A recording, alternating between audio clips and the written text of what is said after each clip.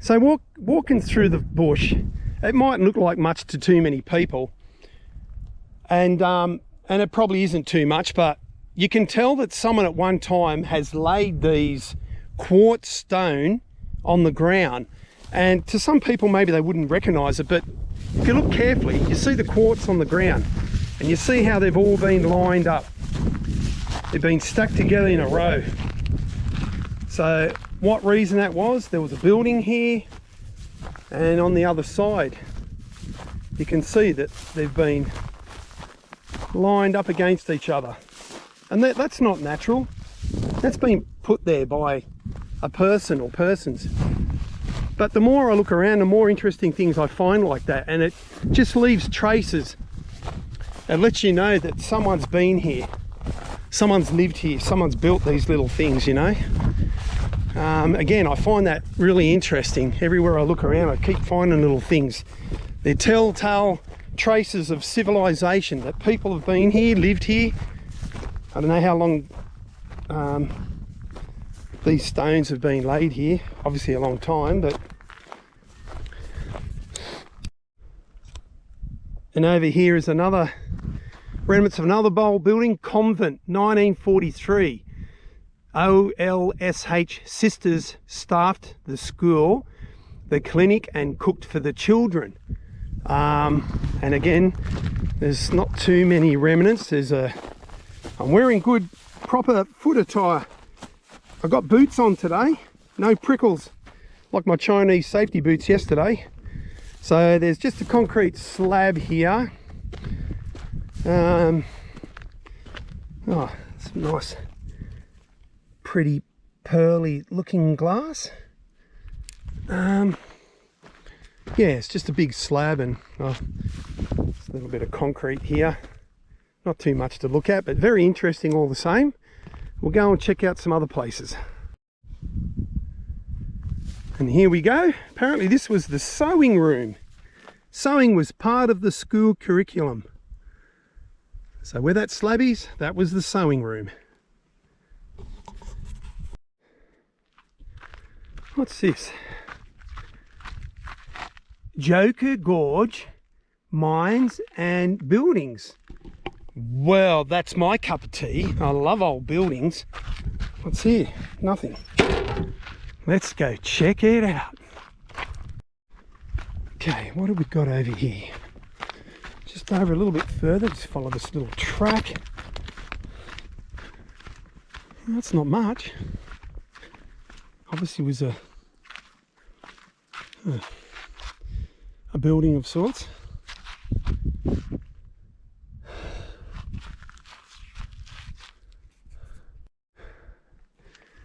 Well, I went about 60 metres up the track, and I've come to this so far. What is this? What kind of building is this? Oh, that's crazy. Is this someone's house, or they use the slate as the flooring? Interesting.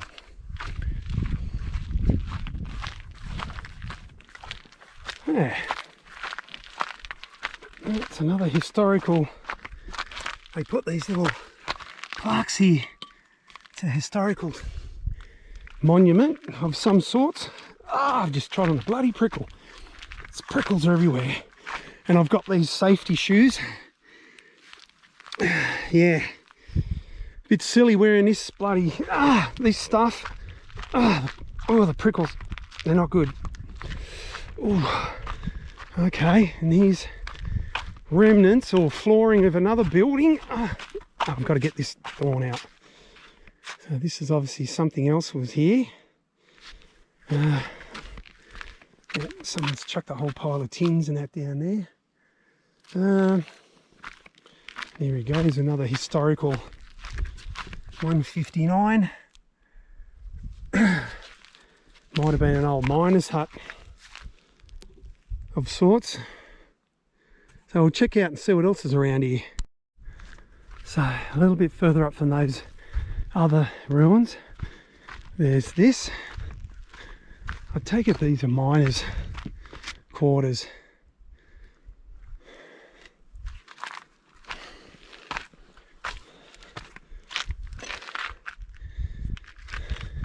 endless supply of building material.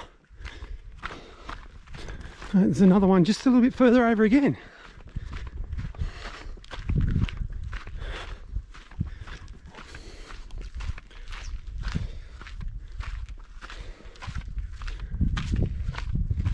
It's good to see that some of the buildings still intact. Wow. All right, so what's this sign over here say? Joker Mines, 150 metres. Joker Gorge. Oh, Joker Mine that way. Gorge that way. Okay. All right. I'm going to head up to... oh, this is beautiful. The red rocks, and these look like eucalypt of some sort. 150 metres up to the mine. That's like three Olympic size swimming pools. 150 metres, 50 metres each. Ah, I'm absolutely knackered. But I'm loving this countryside. Absolutely beautiful. Look at the mountain range, and oh, you gotta love it. It's not good wearing me Chinese safety boots, but I'll carry on. Well, about 100 metres or so, and this hot winter's day, yeah, winter's day hot. I've got to the Joker's Gorge. It looks quite picturesque, but I mean, it's rough terrain. Obviously you get water in the wet here, which would attract a lot of animals, but that gorge looks like it just continues on up there, and I haven't got the right footwear to go up there, but it does look gorgeous. Yeah, it's hot.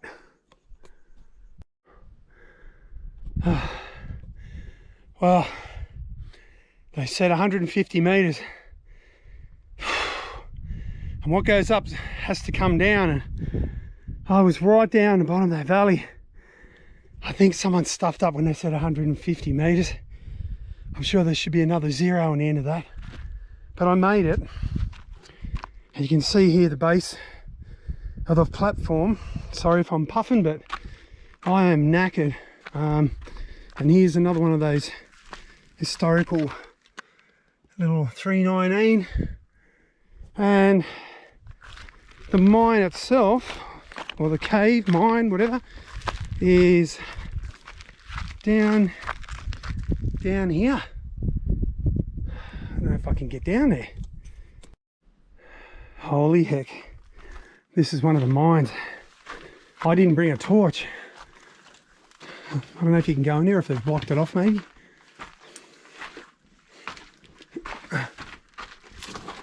Oh, I wasn't going any further. Is that it? I don't get it. I thought it would go right in.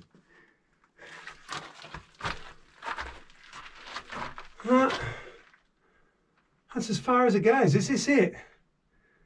Oh, that's a bit disappointing. I know some of the mines going a lot further. It's almost like a mine that they started.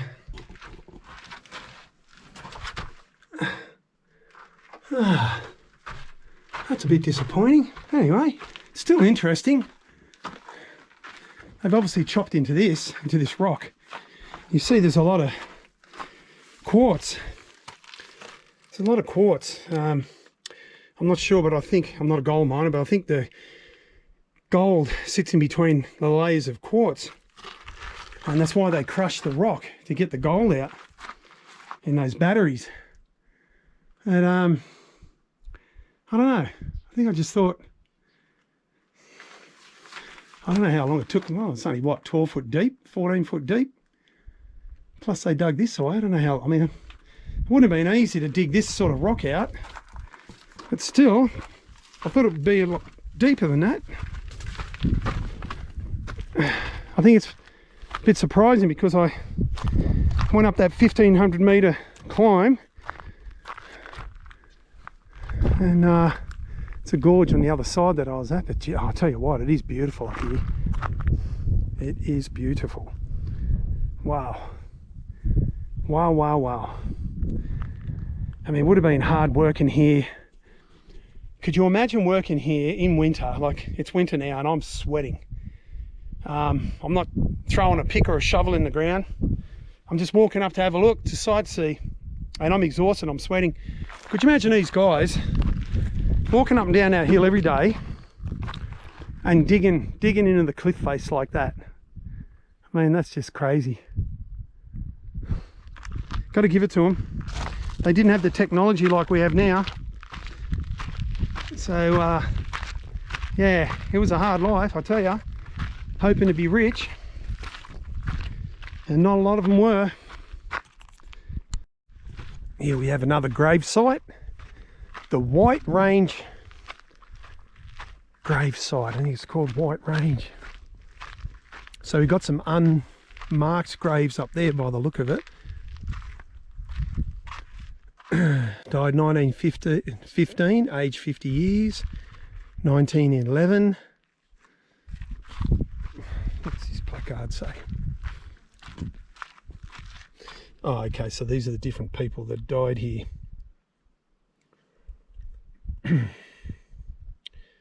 So there's a few unknown.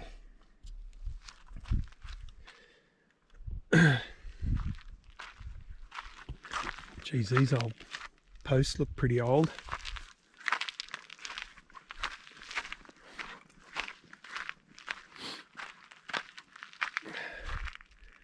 Wow, someone's obviously carved this back in the day. Look at that, that's, wow. It's crazy.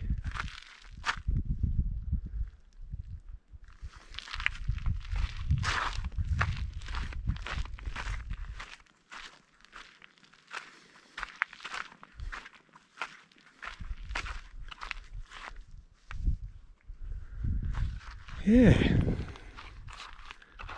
Place to be buried right out here.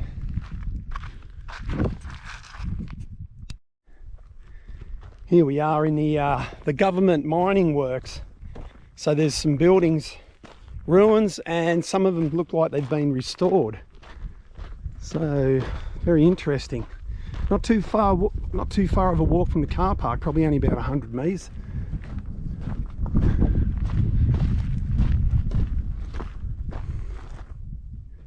Few ruins over there which we'll check out. Oh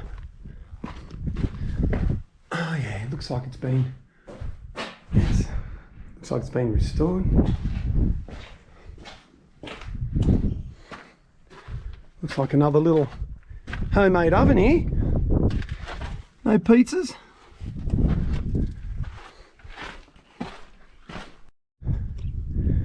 Wow, it's good to see so many ruins still around. It's fantastic. Here's another old building. I love how they use the local stone.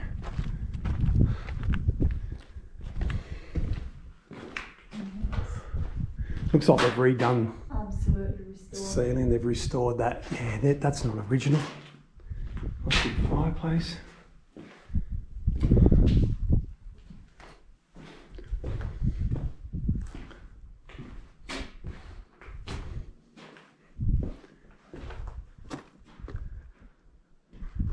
Wow, interesting.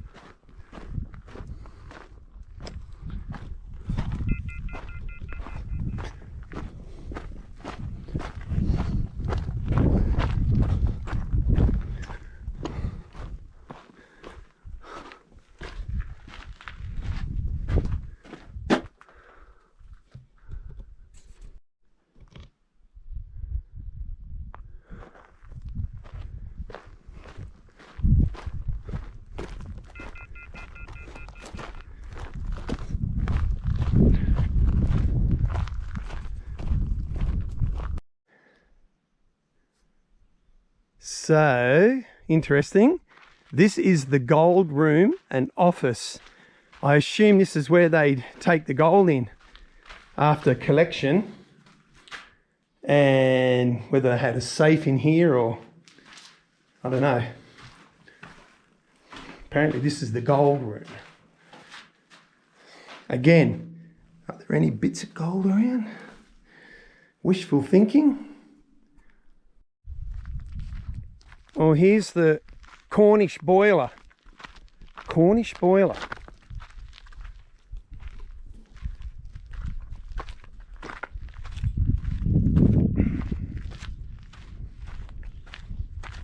Looks like the front end of a steam train.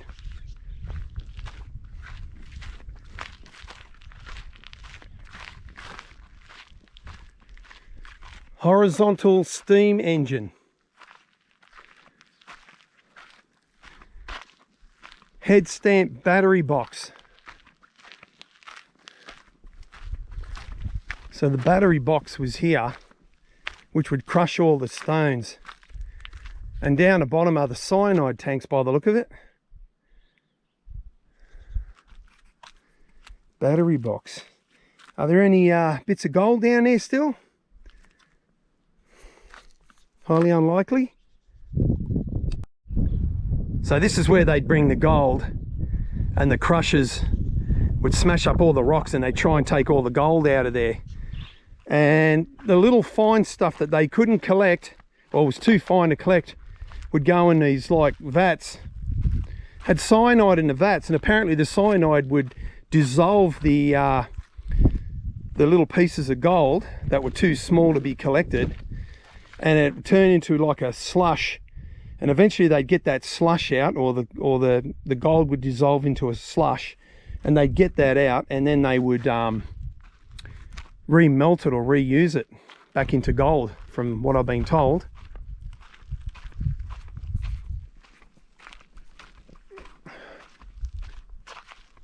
Would have been lovely to see this working back in the day. Would have been very noisy, I'd say. Looks like another cyanide tank. I wonder if anyone died of poisoning back in those days. And this here, this little building, which is in still pretty good condition, was the miner's hut where the miners slept. There's most probably 4 beds, one in each corner. I think they built the walls like this, and then out of the rock, and they either would have had a timber or timber and tin roof, but a lot of the smaller huts, little rock huts that we found, it was built with rock up to about waist height, and then they'd have like canvas or tin, canvas or anything like that.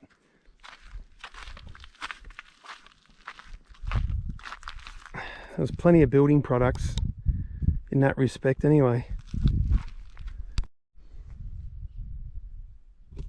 Well, that's it for the Arltunga Historic Mine Site. Had a good look around. Arltunga is such a great place. I didn't think there'd be too much out here, but I've been here 3 days and I've been really surprised that if you look around, there's so much here to see. And if you're like me and you like looking at old artifacts and ruins, come and check it out, because I've really enjoyed the last few days. I mean, look at the countryside. It's absolutely beautiful. So if you get a chance, the roads are a little bit bumpy and rutty coming in, but hey, it's worth it in the end, I tell you. Just put the tyres down and you'll be right. Catches.